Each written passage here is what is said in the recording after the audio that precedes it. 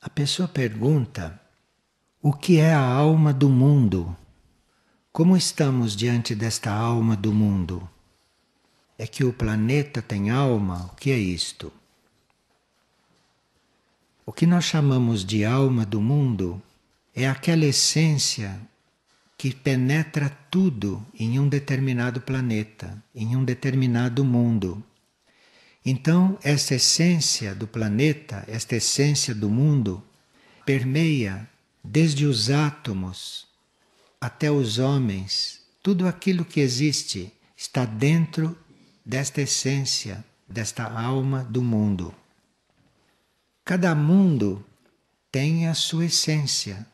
Então, se nós vivemos na alma do mundo, do planeta Terra, nós somos constituídos para viver segundo esta essência, segundo esta alma.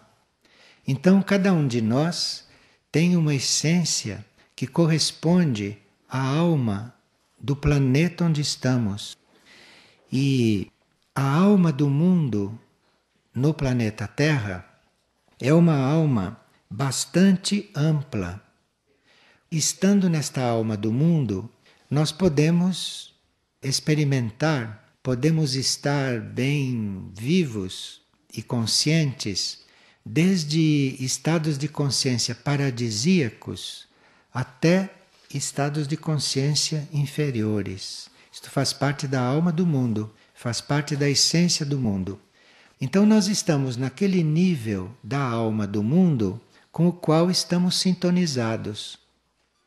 Um habitante de Marte ou um habitante de Vênus, que não estariam no plano físico, né? Porque os habitantes desses planetas não estão no plano físico. Eles estão dentro da alma do mundo daqueles planetas. Então, um habitante de Marte não tem paraíso, não tem inferno, não tem purgatório, porque a alma daquele mundo é outra. Então lá não tem isto, este estado. Lá terá um estado correspondente à alma do mundo daquele planeta. Você precisa trocar a substância para poder viver em um outro planeta. Agora, aqui no planeta Terra, nós como espírito, como mônadas, somos aquilo que somos.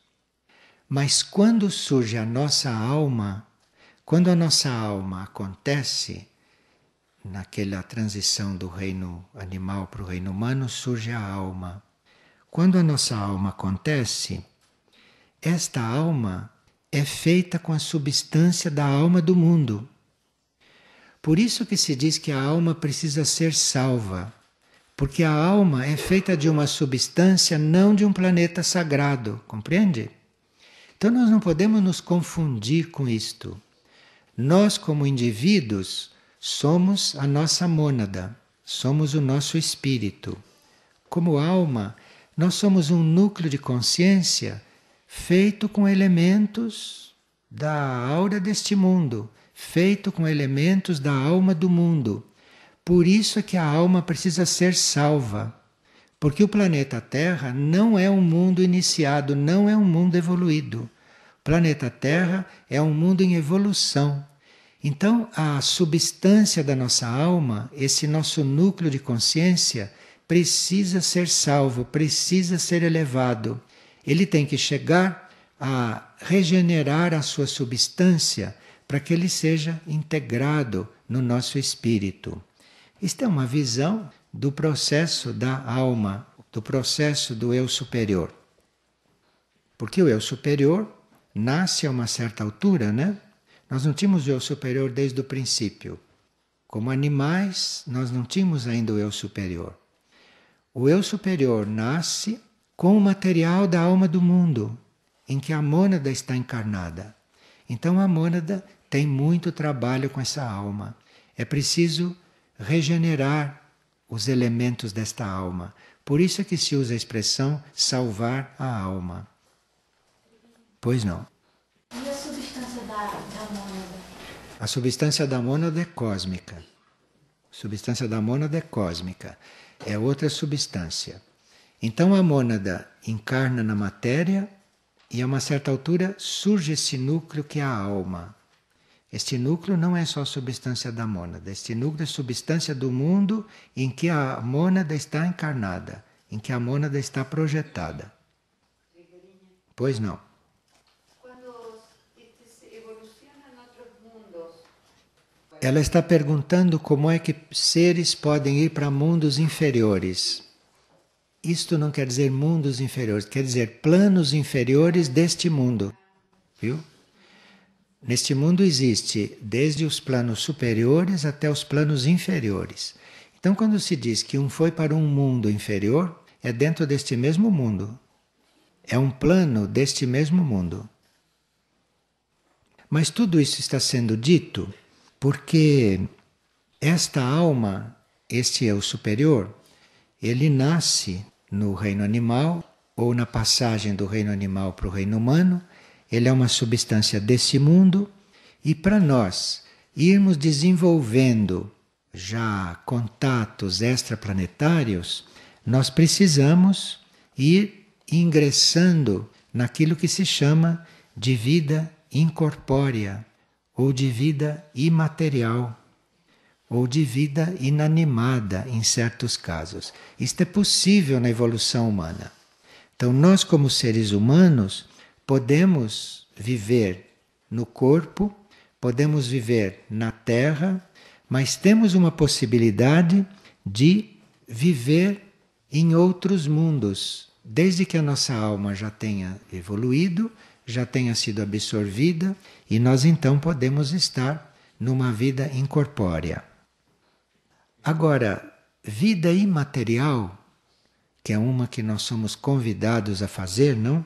Vocês viram no livro Na Hora do Resgate, quanto nos Segredos Desvelados, e quanto no livro Tempo de Retiro e Tempo de Vigília, vocês viram que nós podemos ir nos preparando para a vida imaterial, para a vida não material. Nós temos que fazer este preparo, que é uma vida em níveis de consciência, além desses níveis de consciência da nossa constituição. Porque nós vivemos nesta nossa constituição no plano físico cósmico. E nós temos que ir nos adaptando, temos que ir aspirando à vida imaterial, porque a vida imaterial é a vida além da nossa constituição. É para lá que nós vamos. E esta vida imaterial que nós podemos viver, mas não aqui no físico cósmico. A vida imaterial nossa é no plano astral cósmico, que é um outro plano de vida. E é no plano astral cósmico, isto é na vida imaterial, que nós começamos a desenvolver a consciência solar. É aí que nós começamos a desenvolver uma consciência além desta consciência terrestre. Você no plano físico terrestre, você no plano físico cósmico, que vai desde o físico até o plano divino nosso, você só pode desenvolver a consciência terrestre, muito evoluída até. Mas para você começar a desenvolver a consciência solar, você precisa estar vivendo a vida imaterial. Então por isso que as leis dizem, esteja no mundo sem ser do mundo. Lide com as coisas materiais como se elas não existissem, porque nós precisamos ir nos preparando para a vida imaterial. Nós não podemos ficar sempre na vida material, porque a vida material significa apenas consciência terrestre. E o homem de hoje, a alma de hoje, ou o espírito de hoje, tem necessidade já de desenvolver vida que não seja material. Porque o espírito tem necessidade de sentir a vida solar, de não estar restrito à vida no planeta Terra. E você, se não está buscando esta vida imaterial, você não consegue perceber esta vida solar. Você fica sempre restrito à vida no planeta Terra. Quando nós começamos a fazer contatos com esta vida imaterial, que não é consciente isto, porque isto é uma vida num plano no qual nós não temos consciência. Mas, vivendo esta vida imaterial, ou algum nível nosso vivendo esta vida imaterial, isto vai refletir nos nossos planos materiais e vai trazer transformações consideráveis. Então, enquanto nós em algum nível não estivermos vivendo a vida imaterial, nós não podemos fazer transformações profundas.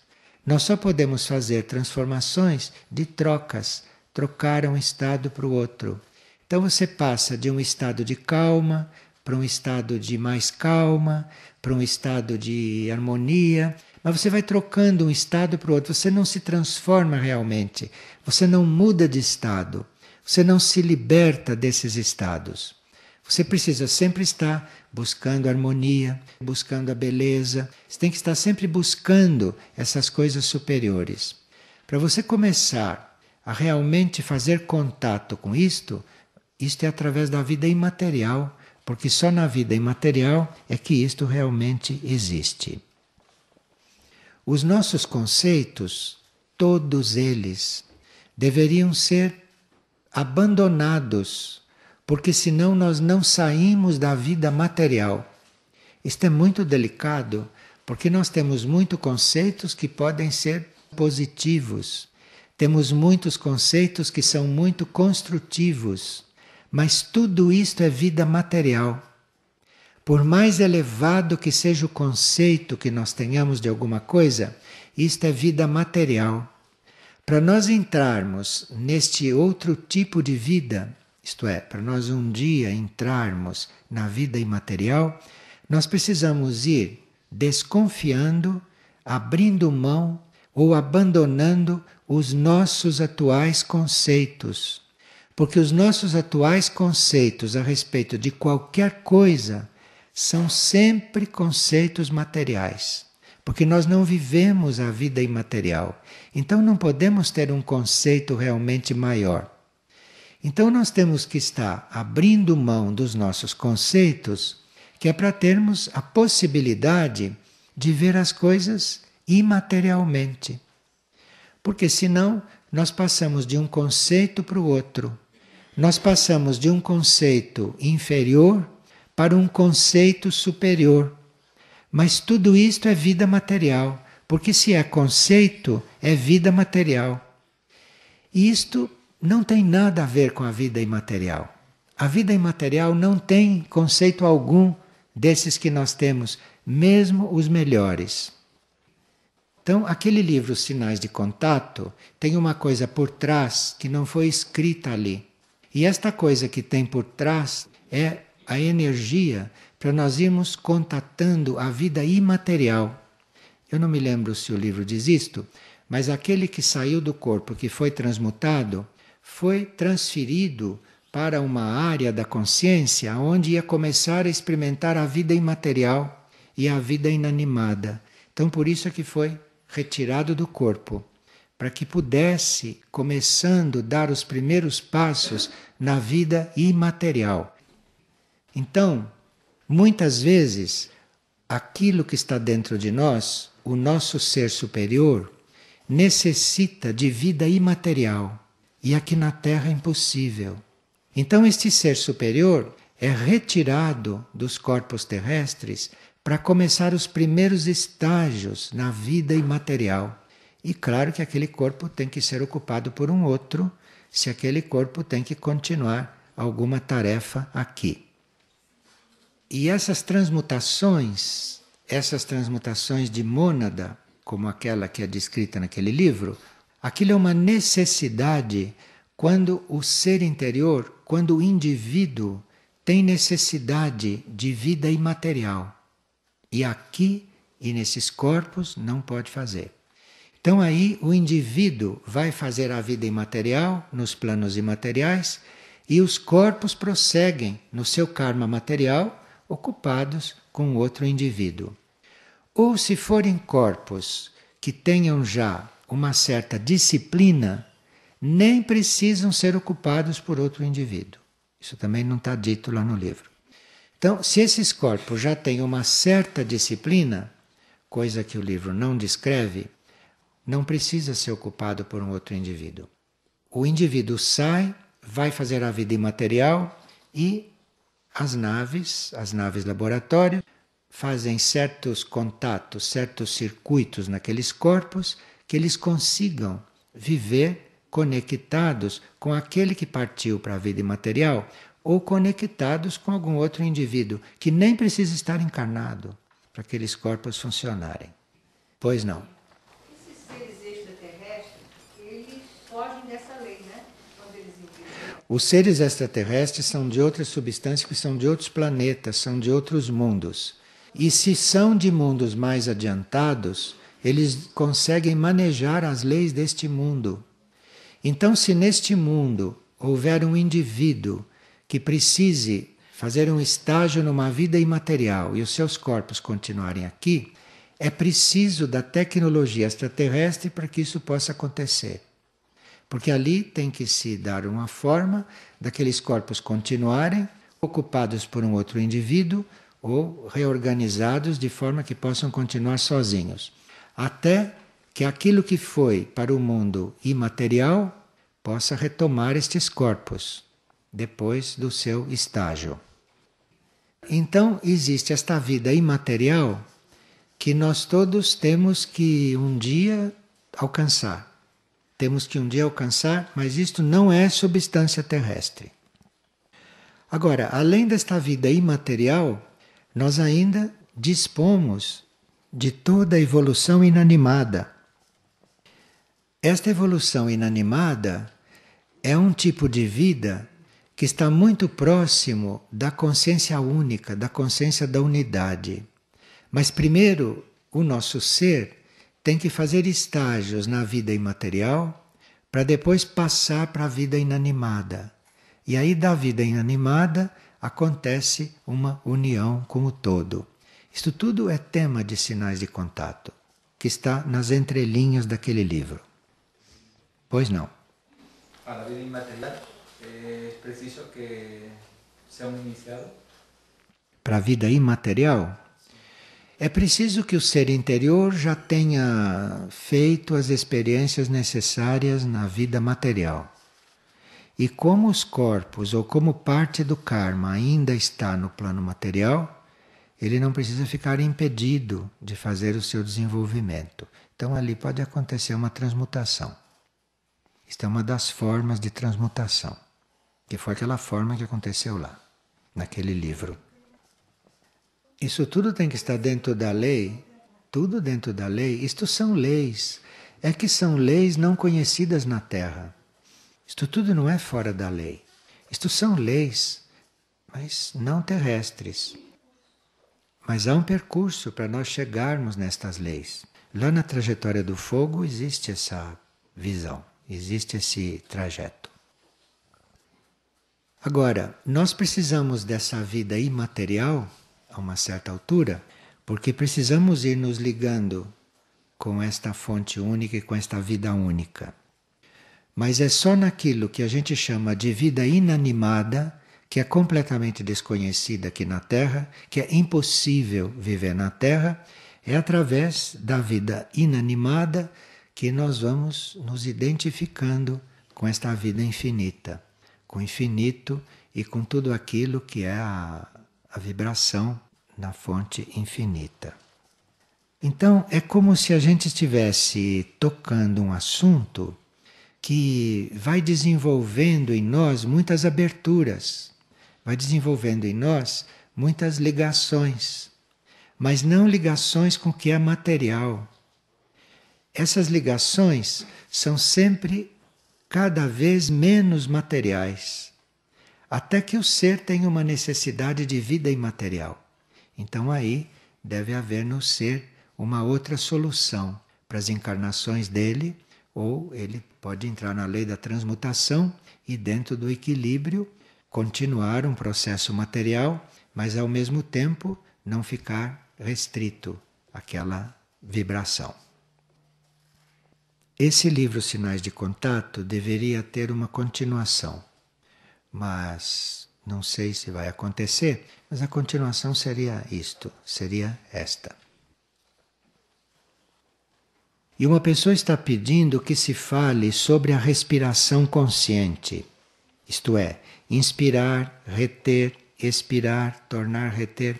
Isso é um trabalho respiratório que se fazia em etapas passadas. Nós precisávamos de uma organização da respiração para atingirmos certos estágios mentais ou de consciência. Hoje, nós não precisamos mais disso. Só quem não consegue ainda se introduzir no processo de hoje, que é um processo muito simples, feito na consciência, é que vai lançar mão de trabalhos respiratórios. Porque o trabalho respiratório hoje, como sempre, está ligado ao que nós pensamos. Então, se nós temos um pensamento positivo, se temos uma mente pacífica, se temos uma mente positiva, nós vamos respirar direito. Você não precisa nem pensar na respiração. Você tem que cuidar do seu pensamento. Se o seu pensamento é correto, se o seu pensamento é harmonioso, você vai respirar bem. Os defeitos de respiração ou os problemas respiratórios dizem respeito a coisas que não estão bem no pensamento. Então tem que ajustar o pensamento, tem que cuidar do pensamento e nem pensar na respiração. Agora, quando nós ainda não tínhamos capacidade de fazer isto e precisávamos de ser ajudados, então foram introduzidas as técnicas respiratórias no yoga. Foi introduzido o pranayama e todas as técnicas respiratórias, porque não tinha outra forma de chegar a não ser com a respiração material, a não ser cuidando de uma coisa material. Hoje você não precisa nem pensar na respiração. O que você precisa é cuidar do que está no seu pensamento. É do seu pensamento. Porque se o pensamento for bom, se o pensamento for puro, a respiração está correta. E cada um respira como precisa. Tem seres que respiram tantas vezes por minuto, outros respiram menos vezes por minuto e estão certos os dois. Precisa estar respirando quantas vezes por minuto for necessário para arejar o cérebro, arejar a mente, para colocar oxigênio dentro do corpo. Mas tudo isso é regulado, não é pelo número de respirações. Isso é regulado pelo pensamento.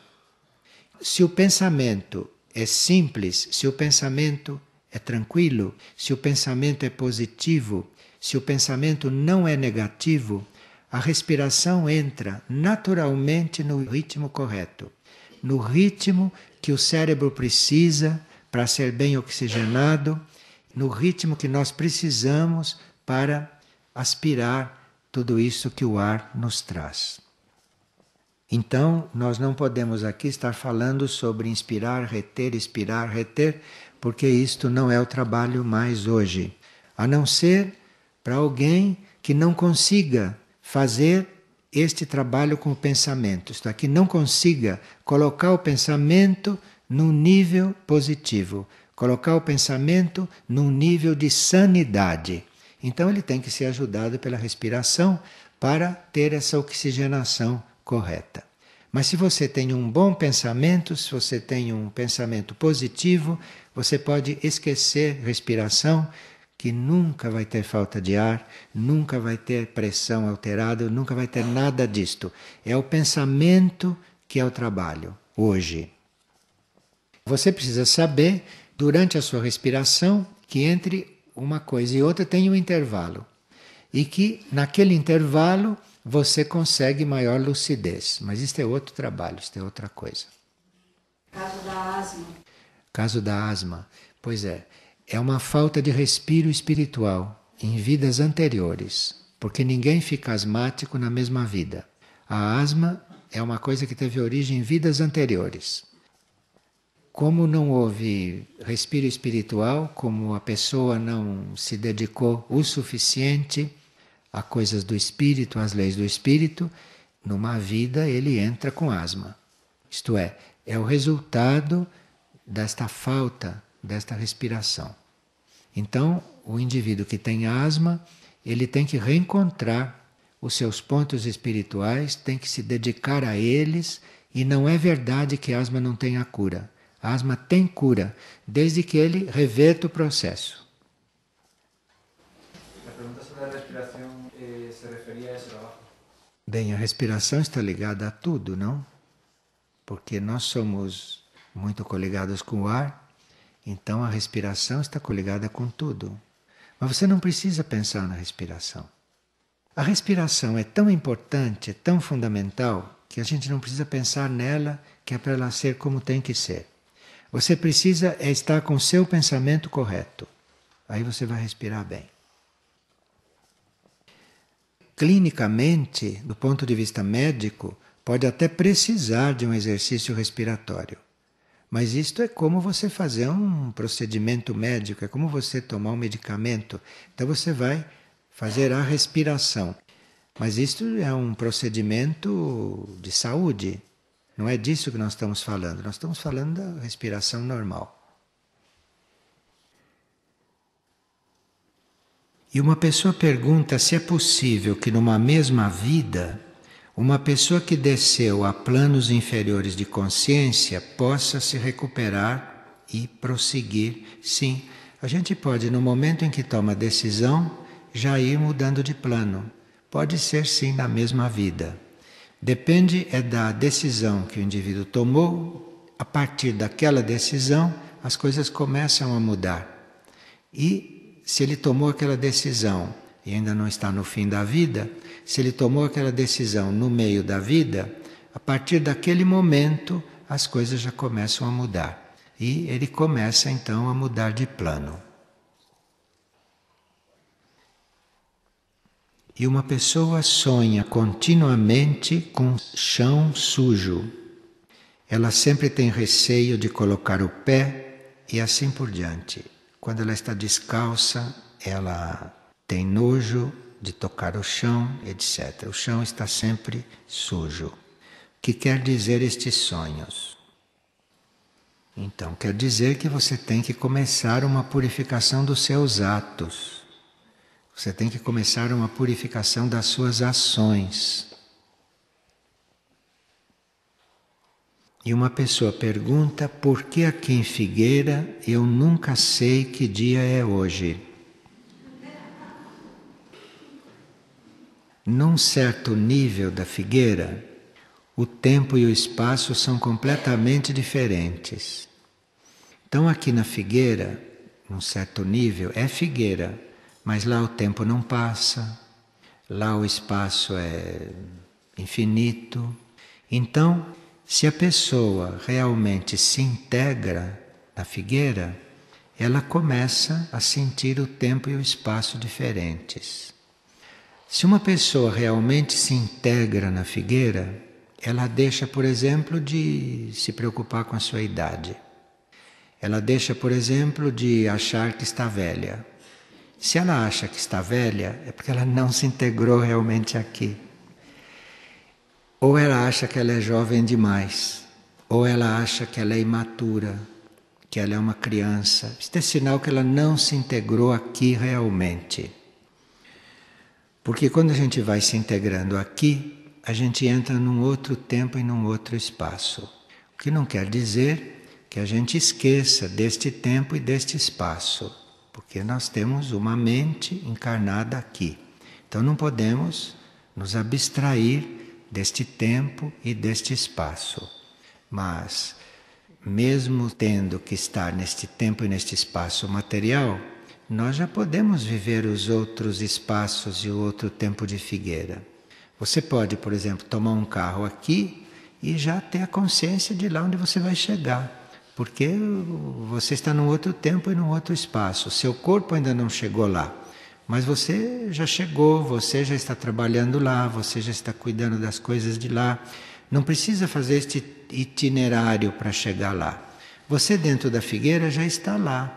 Então, este é outro tempo e outro espaço, dentro da mesma entidade. Então, uma das coisas iniciais que as pessoas sentem é que aqui esquecem que dia é hoje. Não é, se ela quiser ela se lembra, senão é uma esquecida que tem que cuidar da memória. Mas ela não é uma esquecida. Se ela precisar saber que dia é hoje, ela encontra aquilo. Mas se ela não precisa, ela se abstrai disto. E o tempo vai passando e ela não fica contando os dias. Aliás, isto é muito importante aqui, que você não fique fazendo contas aqui de nenhuma espécie. Que não quer dizer que a gente esqueça como é que faz contas. A gente tem que estar sempre pronto a fazer as contas no tempo e no espaço normais. Mas você, na realidade, está vivendo no outro tempo e no outro espaço. E a energia daqui é muito assim. E uma pessoa pergunta: qual é o significado para uma mulher de ter um filho? Bom, isso são coisas muito individuais, né? Mas, em geral, nós somos colocados na posição de ter um filho, se estamos num corpo feminino, primeiro para desenvolver a doação, para desenvolver o altruísmo, para desenvolver a renúncia, porque normalmente nós vamos trazer à vida um ser que vai ser o que ele tiver de ser e que você não tem o menor controle sobre isso. Você não tem a menor informação a respeito do que ele vai ser. Então, se você vai fazer o papel de mãe, você tem que estar muito preparada para não ter o menor senso de posse ou de controle sobre aquela vida. Porque você vai canalizar uma vida, você vai trazer uma vida que você em princípio não sabe nada a respeito daquela vida. Você não sabe nada a respeito daquilo e você, a única coisa que sabe é que você não pode determinar aquela vida, que aquela vida vai ser o que ela tiver de ser. E uma pessoa, para fazer isto, precisa ter já uma renúncia, um altruísmo, uma doação, uma liberdade em si muito trabalhada. Porque se ela não tiver esta liberdade nela, ela não vai liberar o filho nunca. Ela vai sempre manter o filho preso, quando ele não tem nada a ver com ela. Aquilo é outra vida, é outro caminho, é outra coisa. E como a humanidade não tem isso pronto, não tem isso preparado, nós nascemos no corpo de mulheres, temos filhos, procriamos para aprender isto. Porque através deste tipo de procriação, entre as mulheres, se aprende isto.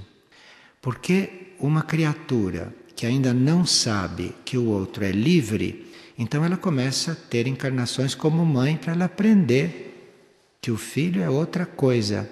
E nesta situação, e neste tirocínio, as almas aprendem muito. As almas aprendem a se desapegarem, a renunciar, a se doarem, porque está doando, inclusive a sua parte material, está doando energia, está colocando a própria vida ali, numa coisa que vai ser o que tiver de ser.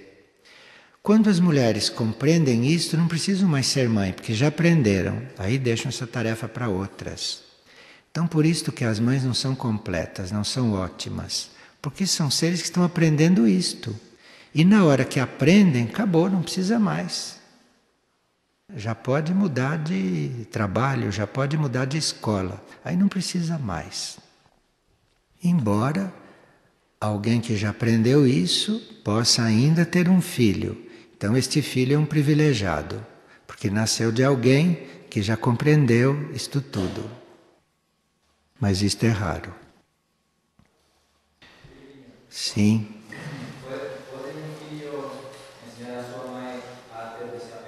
Ah, claro. Ela está sempre aprendendo, porque quando ele começa já a ser o que ele é um instrutor dela, naquele sentido. Nós somos instrutores uns dos outros. E uma pessoa, durante 3 noites seguidas, teve sonhos com roubo. À medida que ela tinha esses sonhos durante 3 noites, sempre que estava sendo roubada ou com coisas assim, enquanto estava desperta, ela nunca se sentiu tão tranquila. Então, as noites eram com sonhos agitados, mas de dia ela passou o tempo muito tranquila. E ela quer saber como pode acontecer isto. É que estes sonhos eram uma desobstrução do seu subconsciente. Então são coisas que estão no subconsciente muito reprimidas e que são colocadas para fora durante o sono. E quando se trata de roubo, isto são dramatizações que o subconsciente faz a respeito dos nossos estados não relativos a roubo. Então, nós podemos não roubar, mas podemos ter dentro de nós alguma tendência, podemos ter dentro de nós algumas coisas não resolvidas. Por exemplo, quando você olha alguém e gostaria de ser como ele está ou como ele é, isto, num certo sentido, é um roubo. Você está ali roubando energia, você está vampirizando, você está fazendo um trabalho que, num certo sentido, é roubo. Então, no subconsciente, isto se dramatiza. No subconsciente, isto toma forma como se fosse uma coisa dramatizada. E você então começa a sonhar com isto. E mesmo dramatizado, você vai se sentindo desobstruída. Você vai se sentindo liberada daquilo. Por isso é que de dia você se sentia bem. E num dos sonhos, as pessoas roubavam coisas que estavam na casa dos seus pais. Compreende o que é este código genético, este DNA? Quando os nossos pais se sentiam roubados, isto passa para nós. Isto passa para nós no nosso código. Então nós já nascemos com aquele medo de ser roubados. Então, no subconsciente, isto tudo forma um aglomerado. Isto tudo fica um pouco desordenado. São uma série de impressões que vêm de vidas passadas, que vêm dos pais, pela hereditariedade, que vêm pelas coisas que acontecem agora. Então, o subconsciente é como um grande estúdio, onde se pode fazer qualquer filme. É um grande estúdio, tem material para fazer qualquer filme, para contar qualquer história, entre aquilo que está no seu subconsciente, aquilo que veio pelo código genético, aquilo que aconteceu com seus pais. Então nós podemos ter sonhos mirabolantes realmente. E claro que quando isto se libera, quando isto se transforma em sonhos e sai, nós nos sentimos muito liberados, nos sentimos muito tranquilos. E uma pessoa diz que apesar de ir caminhando na sua vida de serviço, apesar de estudar, apesar de ser muito pontual no seu caminho espiritual, ela sente uma grande angústia, sente dúvidas, porque ela se sente incapaz de atingir o ponto que ela quer atingir. E o que fazer nesses momentos? Então, esta angústia é uma espécie de orgulho, é uma espécie de querer ser mais do que é. Porque se você está fazendo o caminho, você saiba que você está se trabalhando. Você se concentre, você se conscientize que está se trabalhando. É só isto.